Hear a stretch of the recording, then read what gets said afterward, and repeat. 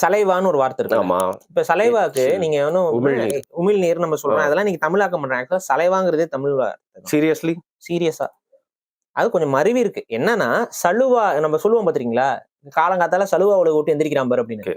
ஏதோ ஒரு ஊர் பக்கம் சொல்லுவாங்களோ, எங்க இதுல திண்டுக்கல் பக்கம்னா சலுவான்னு சொல்லுவாங்க. இந்த காலையில நீங்க தூங்கி எந்திரிக்கும் போது வாயில எச்சில்லாம் ஒதுங்கிச்சா சலுவா உலக விட்டு எந்திரிக்கிறான் அப்படின்னு.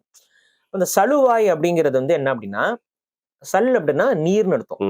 வாய்னா வாய். அந்த நீர் இருக்குல்ல, அந்த வாய் அப்புறம் நீர், வாயில இருந்து வரக்கூடிய நீர் அப்படிங்கிறது சலுவாய். இந்த சலுவாய் தான் சலைவாவே மாறி இருக்கு.